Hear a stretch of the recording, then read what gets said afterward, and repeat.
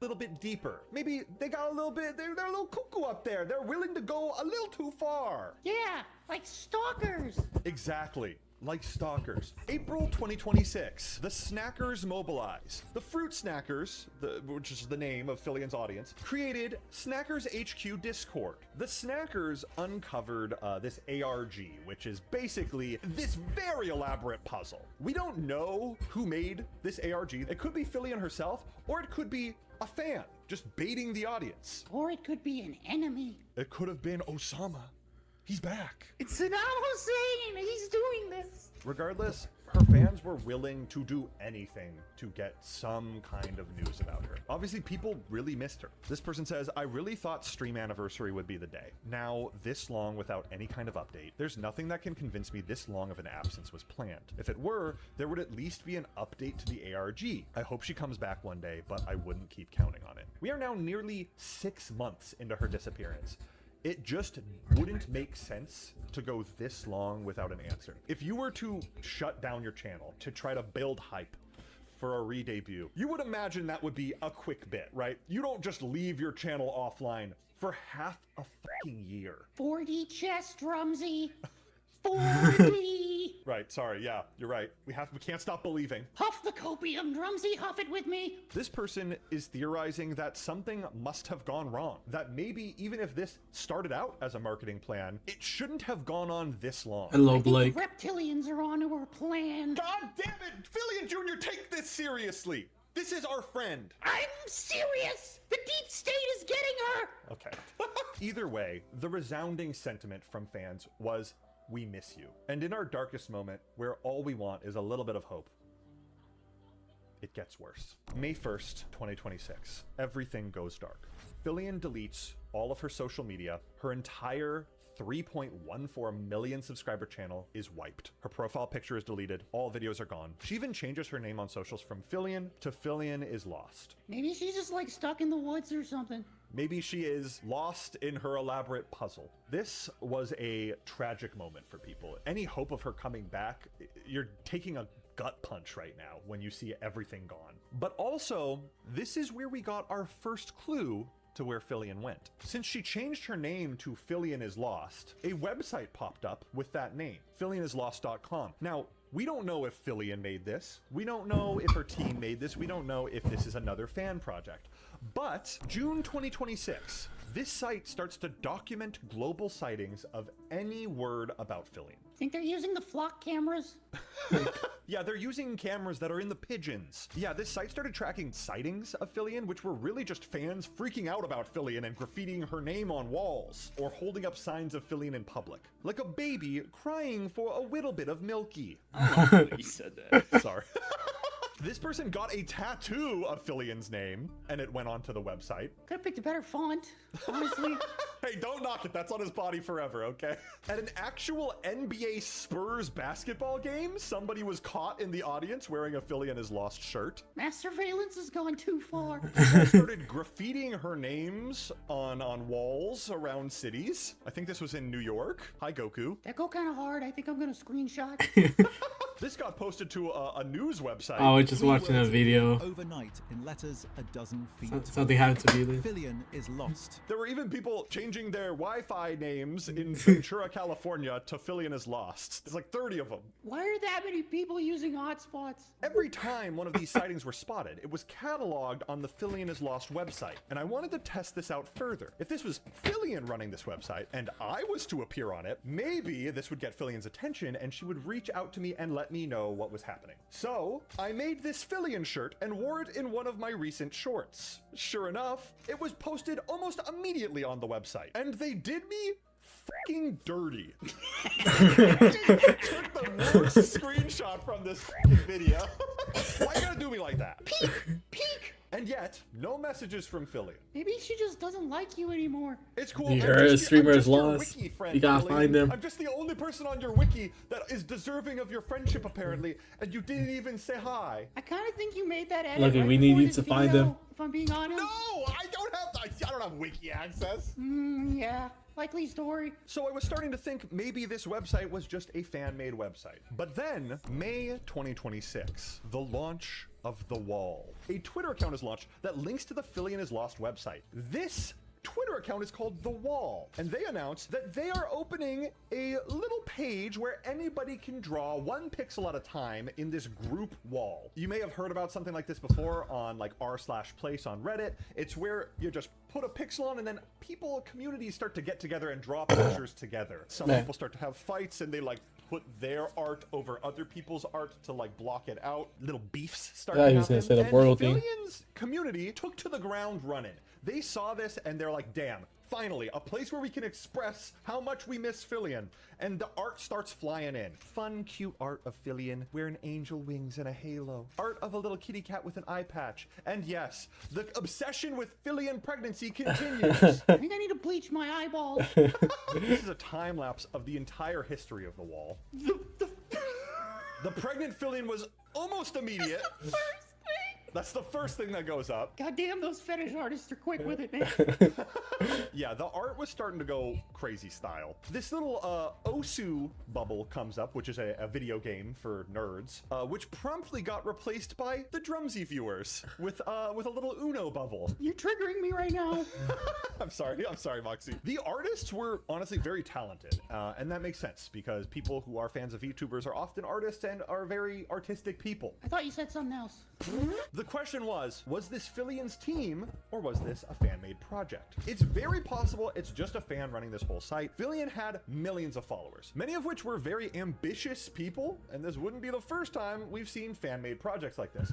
That is until this got announced. The Wall, Phase 2, Shibuya.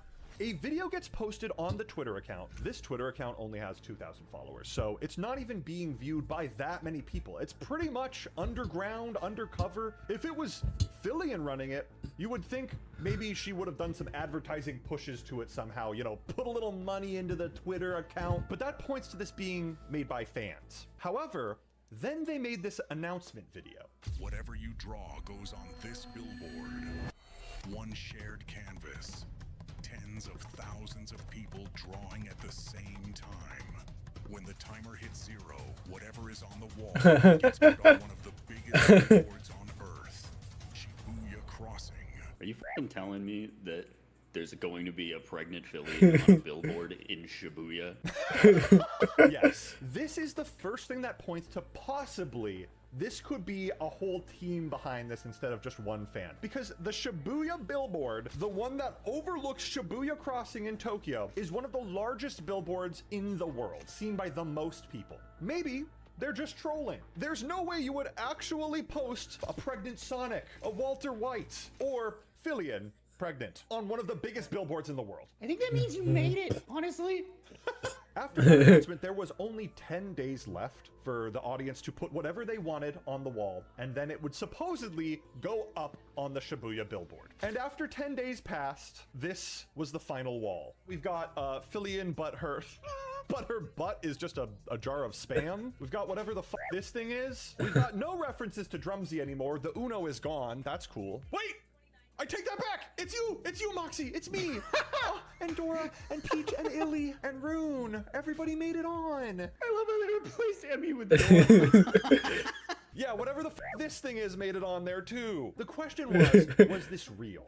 Is this actually going on the wall? Which brings us to present day. And with all of that information now on the table, we have to ask ourselves a question. What happened? Where did she go? And what happens next? If Fillion comes back, her viewers will surely be drastically lower. Would there even be anybody left? Why was there so much silence? And why for so long? We are past the point of this being a well-timed big reveal. This has gone on, in my opinion, too long. And personally, I care about Fillion, not as a creator and not as a name online, but as my friend. Beneath all of the rumors and theories, people are worried. They miss her. They just want to know that she's okay. But no matter how closely we look at every clue, none of us can truly know what happened until Fillion decides to break the silence herself. All we can do is hope that wherever she is, she knows people still care and that this isn't the end of her story. And my personal theory, there may be no real way to know if the person running this site is Fillion, her team, or a crazy fan. That is, unless one specific thing happens. If the wall drawing were to actually go live in Shibuya on that billboard, one of the most viewed and expensive billboards in the world, it would be proof that only someone with a large amount of money at their disposal was in charge of this. Someone like a multi-million follower Twitch streamer. Someone like my friend Fillion.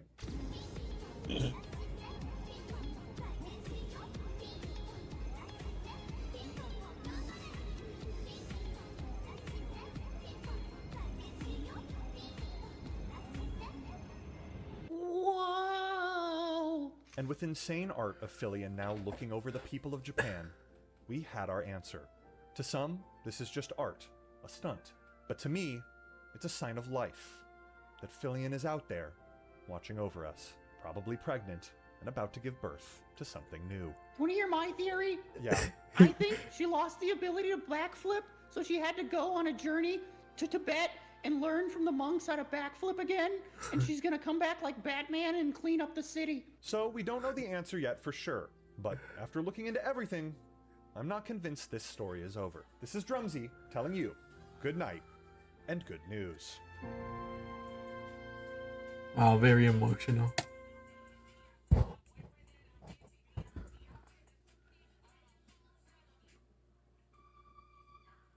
I know it might sound crazy to watch a video about a YouTuber meeting up with a little kid, but hear me out. This is Nodus, a 7-year-old kid that made history as he crashed into my VR videos over 6 years ago, becoming a viral sensation. I can do a mean Donald Duck impression.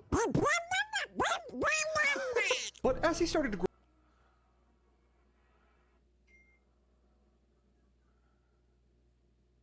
Alright, let me see this.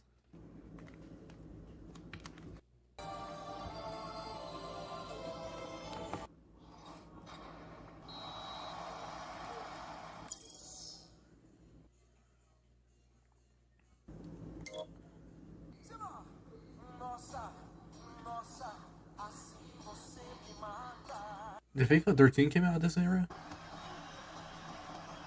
It's John Champion here, and this the voice of Jim Hill. This view is absolutely fantastic. Anything of note before we get underway, Jim? Well, John, this could really come down to who finds their rhythm first.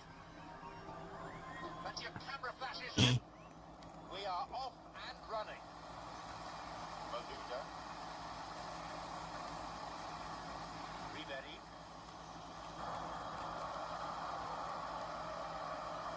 Maluda.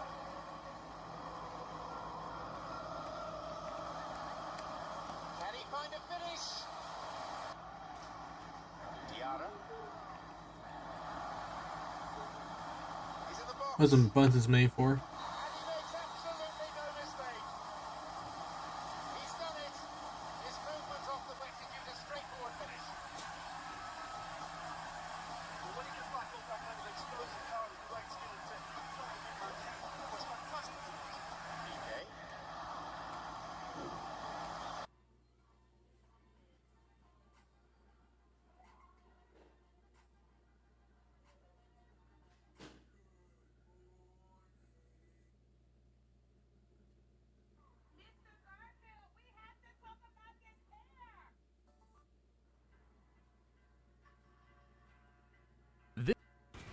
These are the most disturbing crimes that happen in the Rick and Morty community, and as the video goes on, things go from congratulations. Congratulations. You just clicked on another video that's going to make you sad. Hi. This video is going to contain the last few videos I made with Illy before she passed. And heads up, watching them back is a lot heavier in context of what's happened. This video was already planned before Illy passed, and I'm gonna be honest, it just hurts a lot knowing that I'm not going to be able to film more content with her So even though these are videos that we've already posted, they link up together to make a story, and I still want to use anything video-wise that we had planned, and I just think it's important to relive these memories. What if I told you that one of the most innocent looking games on Roblox is actually the most dangerous experience on the platform? A game that on its surface seems suitable for small children, but any player that joins risks being hacked, doxxed, even coerced in the acts of extreme violence. This single game has become so notorious, Roblox is facing lawsuits by entire states that cite the experience as one of the biggest sources of its safety issues. Every time Roblox takes the game down, another re-upload takes its place. The copies enable their creators to make thousands of dollars with full knowledge of the types of behavior within them. And the worst part is that the average user would have no idea how dangerous they are until it's too late. This is how a simple hangout designed for little girls became one of the worst games on Roblox. Dollhouse Roleplay.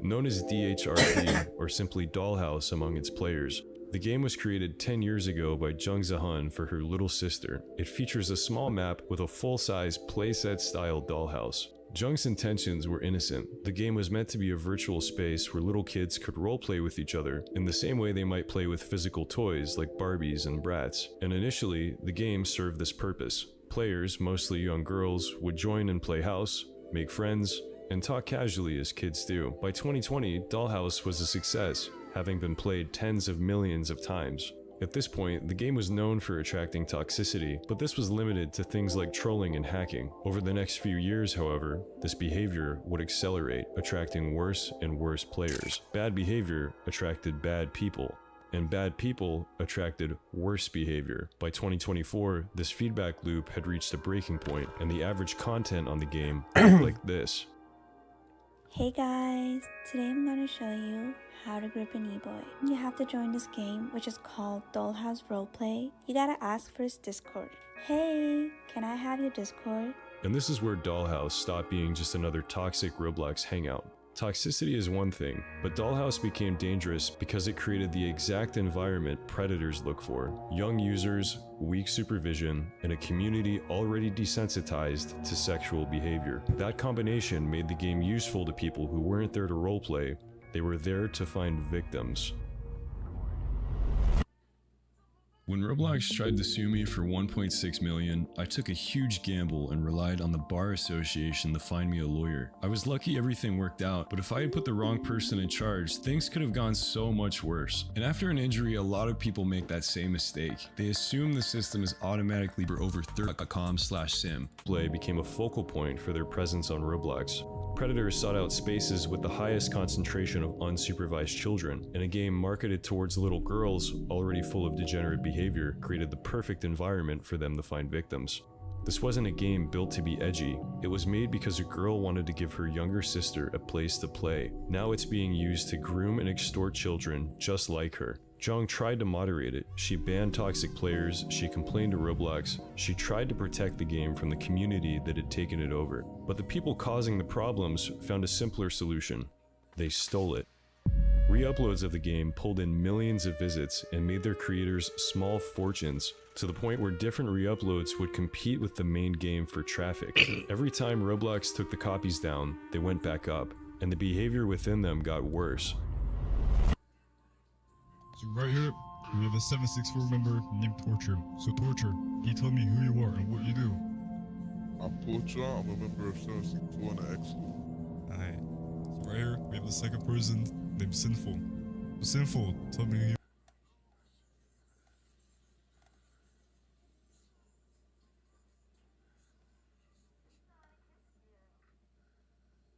Hello everybody, welcome back to the podcast. For today's guest, What is this? we have Palm Beach Pete. Welcome in.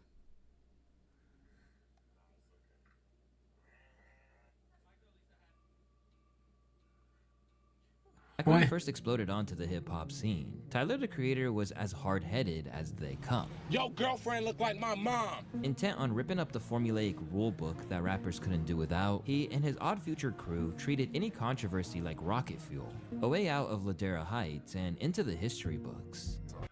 Bigger than you, it's raw. It's richer than you, daddy's money. Smarter than you? They're a nerd. Looks better? They're gay. Server Blight is so good that it actually got me playing the game again. That's right, I'm a bit of a TF2 head with a normal amount of hours in the game. To give a rough synopsis, Server Blight is about a seemingly sentient computer virus ravaging through Team Fortress 2 servers. This ain't Sonic.exe. Essentially sucking every player in said server into the game itself. If the Blight gets you, you become a part of its biomass. It's kind of like The Thing, but if The Thing invaded Source Filmmaker instead of an Antarctic research base. However, today, we're not talking about the server Blight itself. No. We are talking about a side character of the Server Blight series. That being none other than the infamous Sailor Man. Your mother. You know what's funny, gang? That's what me and Spike got Hammond. We both got your mother! Sailor Man was set up very early on in the series, in this episode specifically. In this scene, Sailor Man and one of the recurring Server Blight characters, Bridolphin, make eye contact and both killbind. It's a small moment, ultimately an innocuous one, and considering at the end of the episode, the Blight invades the server and seemingly kills everybody, except for, again, Bridolphin, one could assume that Sailor Man was just one of these many victims assimilated into the biomass. However, that isn't true, because people found his YouTube channel. Yes, Sailor Man is a YouTuber, specifically a TF2 YouTuber, and a really bad one at that. Like, what the fuck, man? Get a life. Why don't I get a fucking life? Despite the fact that this was made as part of a fictional ARG series, Sailor Man's first couple videos were so convincingly bad that a wide majority of the comments, to this day, are still hate comments. He comes across as an incredibly bitter scout main who hates basically every single weapon that was designed to counter his class.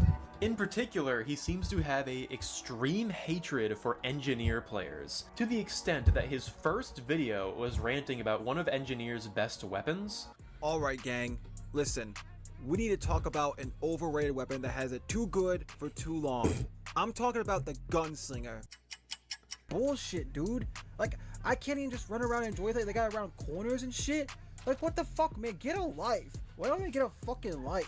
Go out and play a real class, you fucking pansy. And as seen in this live stream moment, he absolutely despises getting killed by engineers. Not, you know, terrified. Oh, fuck you. Okay, that happened.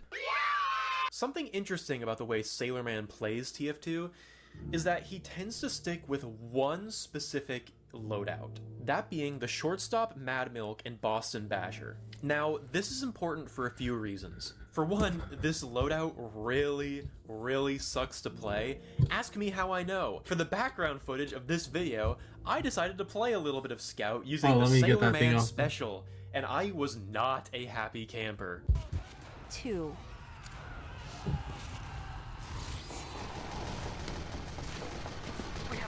The Shortstop is not a fun scattergun to use.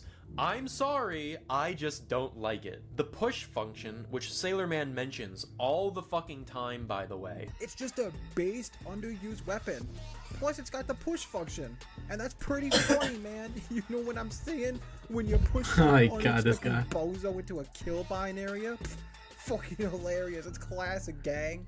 And you know, it's got that, you know, medium to long range, and it's got some other cool stuff going on for it, but yeah, that shoving shit is the best I can say. It's like, it's the funniest shit, but you know, it's a good primary because you know, the other stuff it's got.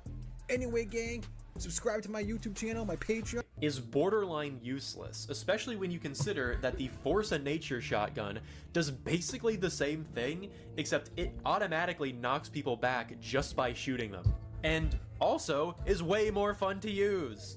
The Mad Milk is boring. And the Boston Basher is just Scout's stock melee, except it does bleed damage when you hit an enemy. But if you miss, you hit yourself and also do bleed. The Boston Basher is like fine, kind of a funny weapon to use, and you can also do some really interesting jump techniques with it. This is not foreshadowing. This can again be explained by Engineer being a pretty good scout counter.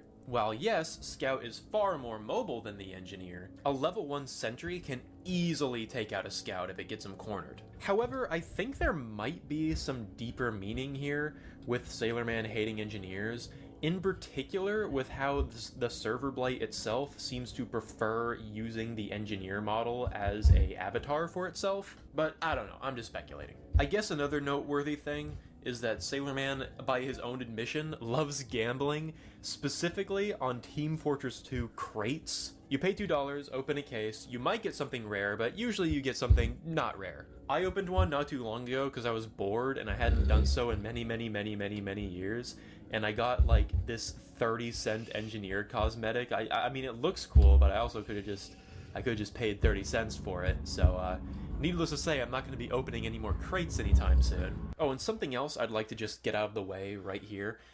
Sailor Man is incredibly bad at Team Fortress 2. You'll never be him. Darn. It's funny because that's what every Engie who uses the gunslinger thinks he looks like trying to be a battle Engie. Stay in your lane, little bro. This one isn't funny, gang. However, everything for this channel changed when he uploaded this video. From here, we see Sailor Man's perspective of the Server Blight's invasion. It even has the exact same clip of him and Bradolphin both kill-binding, meaning this was in the exact same lobby. Sailor Man doesn't even seem to register that he can't leave the game, nor does he seem to register that he's actually in the game. That's when he hears it, and he goes to investigate.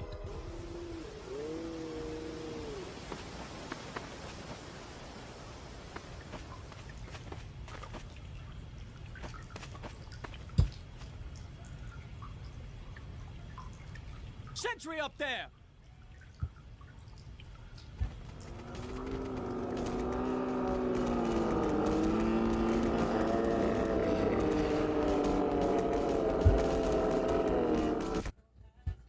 Yeah, gang, I don't really know what that was. So this clip is really weird, and not for the obvious reason. So canonically, there's only one way to truly escape the Server Blight, and that is to kill your player model outside of the map boundaries. Because again, the Blight needs access to your body in order to assimilate you. Ways to escape the Blight can be jumping down pits or holes, which will automatically kill your player model, or rocket/sticky jumping outside of the map's bounds. Doing so will result in the death of your player model and automatically disconnect you from the server, thus escaping the Blight. So here's where things get interesting. Bradolphin and Sir Dix-a-Lot, who is the main character of this series, by the way, again, only TF2. These two are the only players who are seen escaping the Blight on this particular map, in this particular lobby. Sailor Man does not enter chat, Sailor Man isn't heard or seen anywhere during this entire game. Furthermore, this is Sailor Man's first encounter with the Blight, seemingly anyway, meaning that he should have no concept of clipping himself out of bounds to escape the Blight. This shouldn't even be an idea in his head. So, how the fuck did he escape and make this video? Well, I got a bit of a game theory for that later, but we'll get to that here in a minute. So from this point on, Sailor Man's channel blows up, and he is clearly loving it. Sailor Man promises to hunt the monster more, seeing that this clearly brings attention to his YouTube channel. From a surface level, it may appear that he wants to bring more exposure to the monster to protect more people from the thing plaguing TF2. But, as will become very clear later, this is not the case. Finally, after several videos and live streams later, Sailor Man gets in contact with Sir Dix-a-Lot. By the way, try repeating that sentence around, like, your grandparents. Oh, and before we move on to the big event, something I really feel is extremely important to mention is that Sailor Man did a live stream where a little incident occurred near the end. Chrome, give me a second. Alright, let's just close that out. Let me get some water. Fuck! Oh shit, okay. Fuck, full screen. Fuck, the fuck is full screen? Alright, that's a good... Yeah, so Sailor Man is canonically a brony. Not just a brony, but a brony artist. And honestly, may I say, his art style isn't half bad. It's kind of charming, not gonna...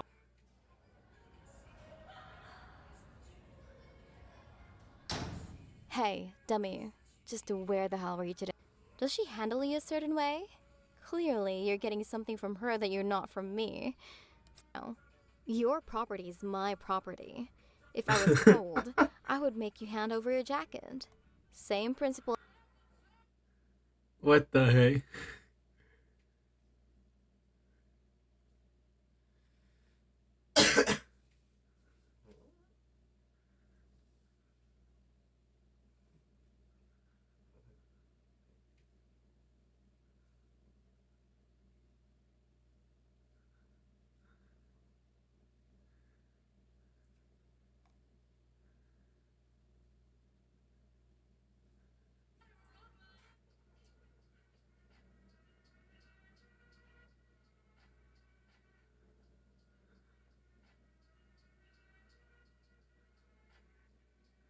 Oh, that's an actual style, alright.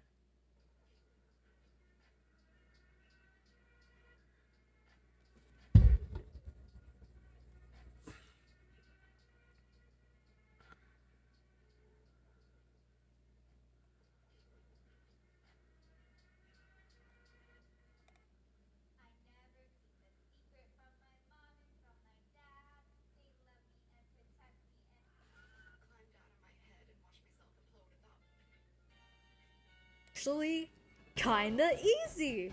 Kinda. See, I wanted to tackle the skill for a very long time, but truthfully, I've been scared. Like, what do you mean this isn't a 2D entity and it's 3D and it's made of a cube or a sphere and people do shit to it and now becomes this? How did it turn into this? It was a cube before, it doesn't make it.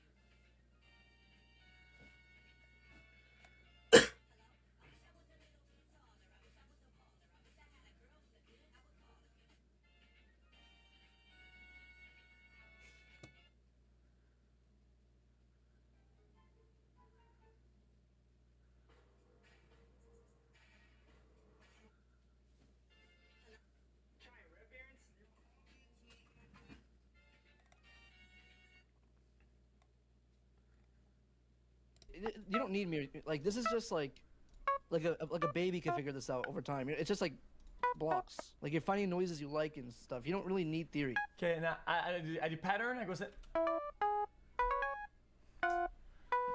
Okay, I think you need theory. Never mind. Let's see it.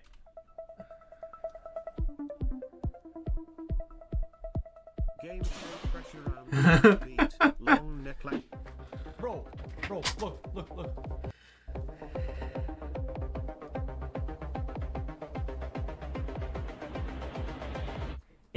Okay, it needs some trimming at the top. What is this?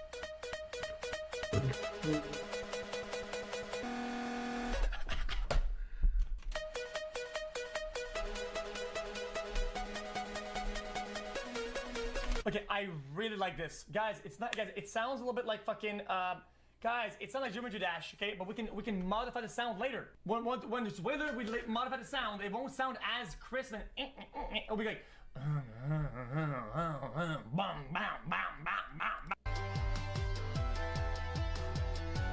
What the fuck is this? It sounds a bit like, you know, when you get like free keys for a program, like a key generator. It's like. It's not about how it sounds, it's about what he learns. 2 Billboard hits with these bitches, bro. That's what I'm saying. I was thinking. I actually.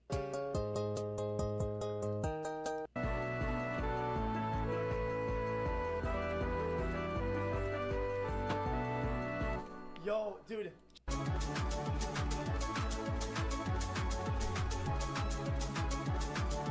Oh, that's a really good one.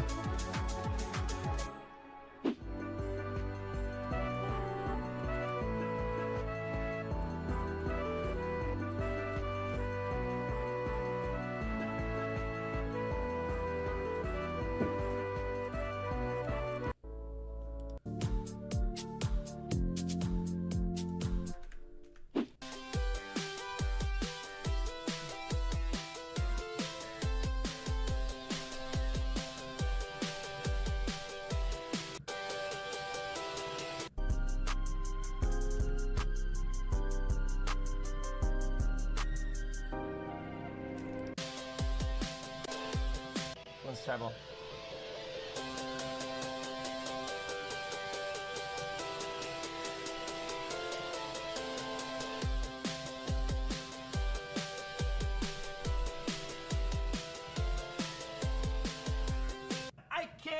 this.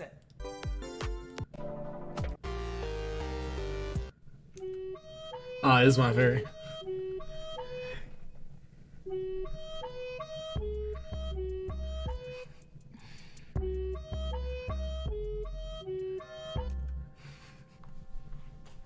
Let's see what it sounds like.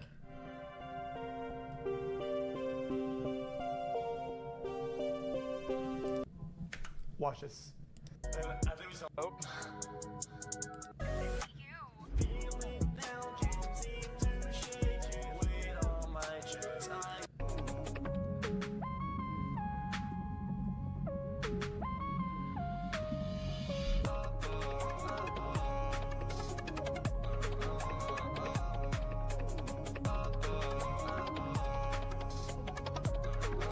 That is really good. No, you know what I want to do to him? Okay, this In 2009. What?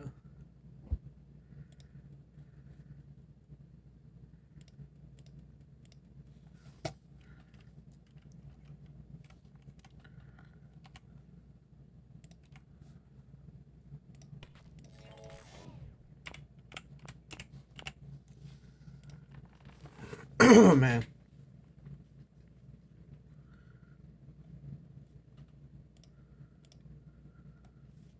Ah, nobody said they were on.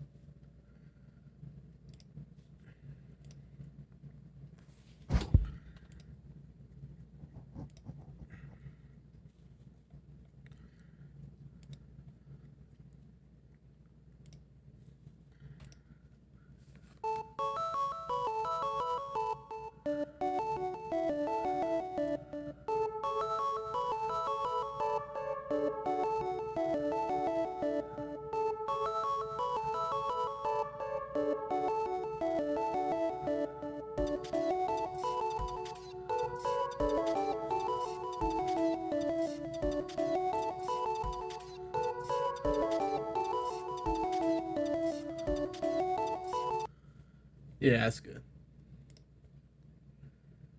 Alright, let's just get hop on back into YouTube.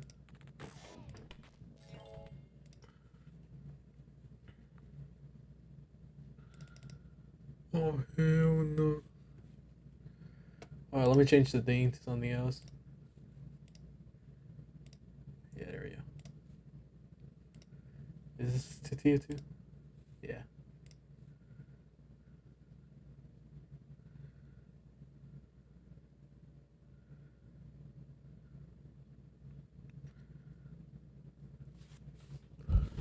Try to put some music? Nah. It's not that quiet. I was looking to play some games, so like, you're gonna have some noise back there.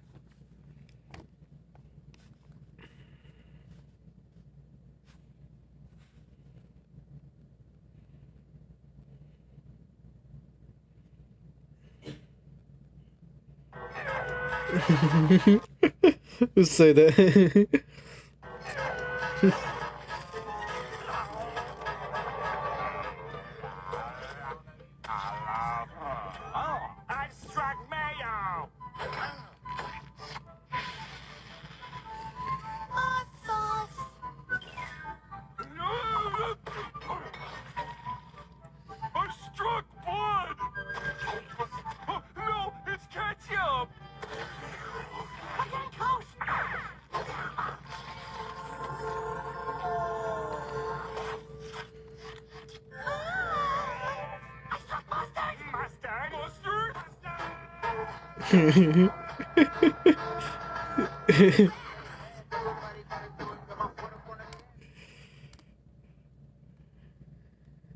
Oh hell no, what the heck is this?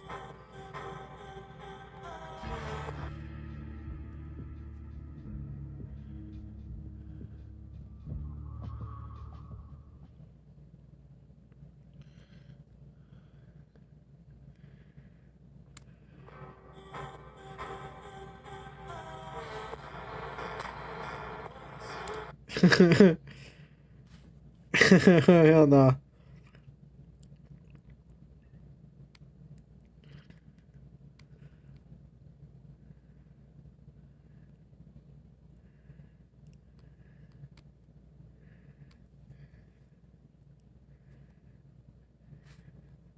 ending to the R Grand Concert scenario that gives you an exclusive skill that you need for the Mihono Bourbon Anniversary Support Card mission, and also a special version of the Girls Let's You concert. In order to get it, you have to have learned 18 plus songs before December of senior year, including Make Debut, which you get at the start, but not including Girls Legend to You. To get this done, you want to be trying to learn 4 new songs for each concert as your general schedule. So you're going to need a lot of dance bucks, and something that can be helpful is borrowing like Hello, because by training with her, she will sometimes just give you $20 in dance bucks to use on lessons, which can be good for turn, in which you don't have good rainbow trainings for that double pass bonus. For the lessons themselves, just try and focus on buying the cheapest ones that you can, while also prioritizing spending whatever type of dance money you have the most of, because you do get the songs on a set schedule, so just try and save up as much as you can on the lessons between each of them. And if you do manage to keep this pace up with 4 per concert, then you should easily be able to get 2 to 3 more songs before senior year December in order to fulfill the requirements and get the special concert and skill. Follow for horse. I'm outside in an AMG, right outside. Google Play.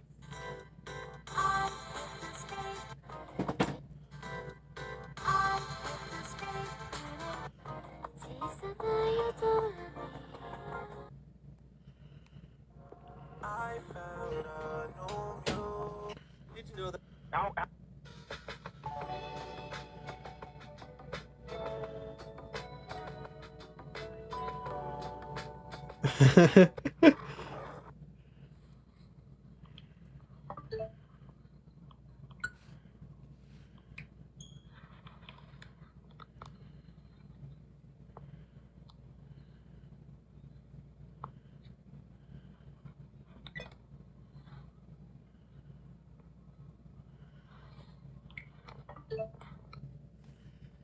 It's just a normal bug. Just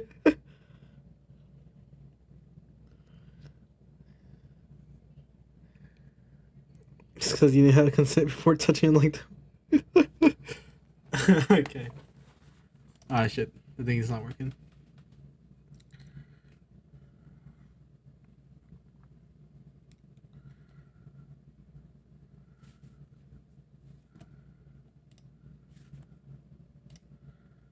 Gotta go on Twitch and change my thing.